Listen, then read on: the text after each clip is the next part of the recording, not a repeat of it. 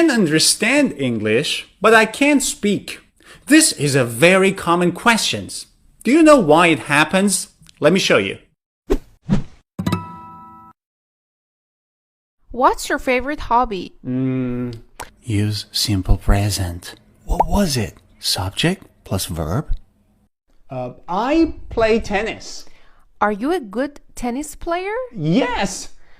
I started 6 years ago, but I'm still doing it. Maybe I should use present perfect continuous. How? Subject plus have and has plus been plus ing? I have been playing tennis. Time. You forgot time. Use for. I have been playing tennis for... You know what? I should go. Present simple. Present simple. Go! No. Negative. Don't go. Shoot. I couldn't speak English, but why? Because I was thinking so much and I was focusing a lot on grammar. I was searching for what grammar to use or what words I can use. And that's why I couldn't speak with her. When we speak, we don't have time to think. As an English learner, you have spent a lot of time learning about grammar, vocabulary, and of course, you will spend a lot of time learning those. You might be able to write a very good paragraph, but if you want to speak, you can't.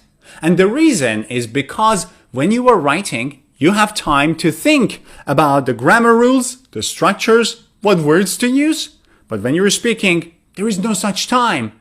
The other person is waiting for an answer. So, what is the solution? Don't worry, I'm here to help. There are 4 steps that I'm going to tell you about, and by following these 4 steps, you will be able to improve your speaking by a lot.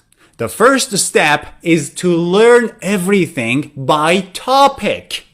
What do I mean? Well, when you want to speak with someone, there are many different topics to talk about. For example, to talk about friendship, relationships, health, environment, education, sports, hobbies. What you should do is to have a notebook, and when you learn any words or phrases, you just write everything down under its relevant topic. So you need a notebook. This notebook should have many different sections.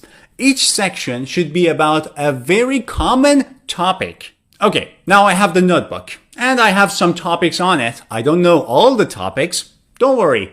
As you go by, as you study, you will come across different topics. And when you come across a topic, you just write it down in your notebook. Now, I have the notebook with its different sections. What do I do next? Step 2, write before you speak. Write before you speak. Because when you write, you have time to think about grammar and vocabulary, but when you speak, you don't.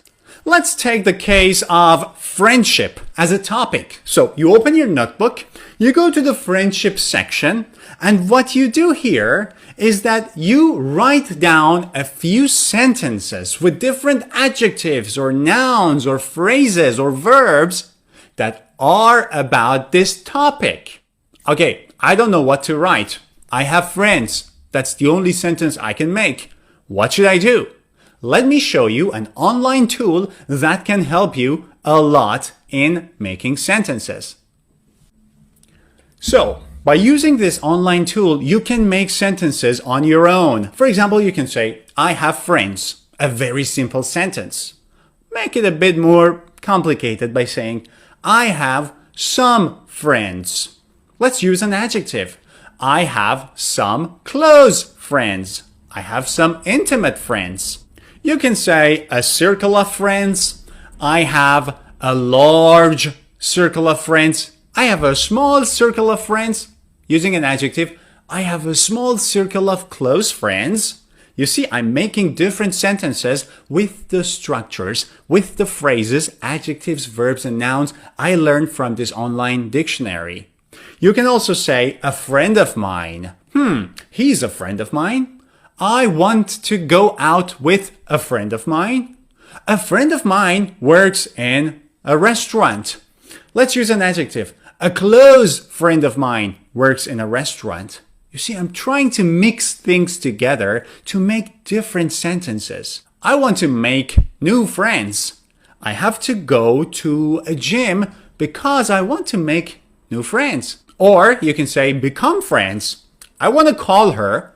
Maybe we can become friends. And as you make these sentences, make sure to write everything down in its section in your notebook. So now you know the topic.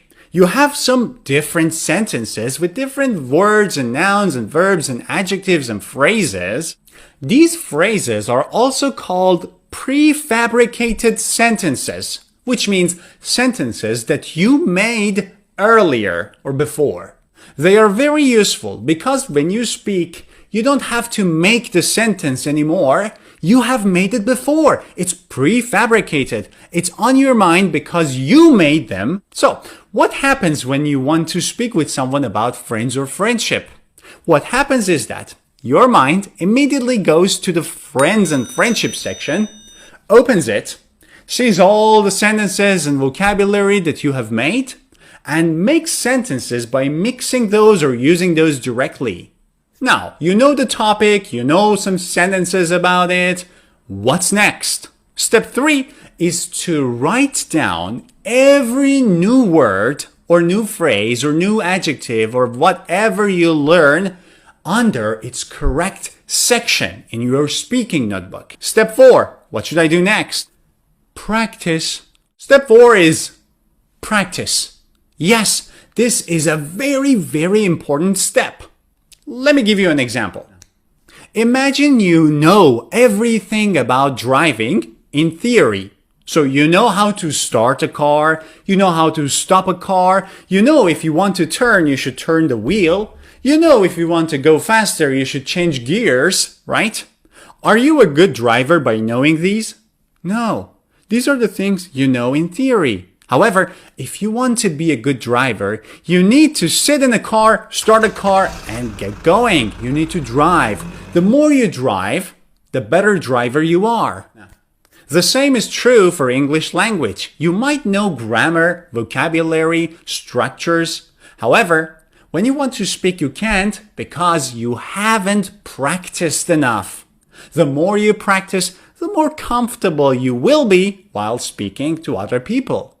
A very common and important question students ask is, okay, we want to practice speaking, but I'm alone. I don't have a partner to talk to. Well, guess what? You don't need a partner. You can just talk to yourself. Let me show you. How many friends do you have? Not many. No, I don't have many friends.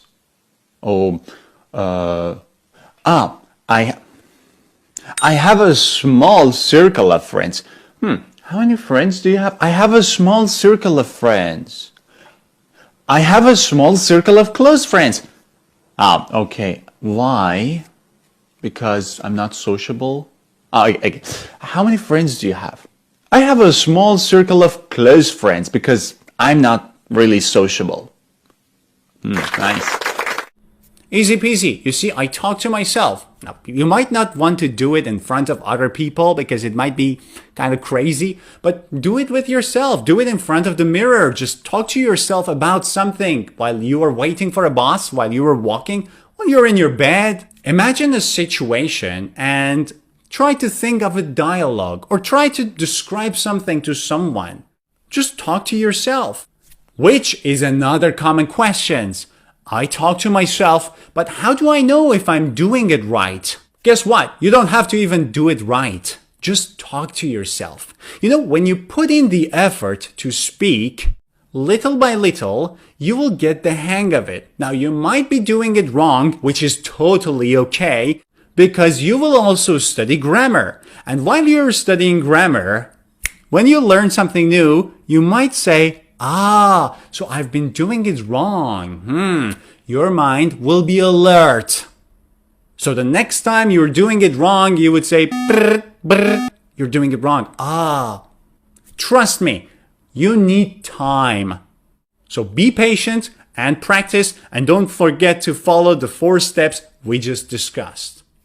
I hope you've enjoyed this lesson.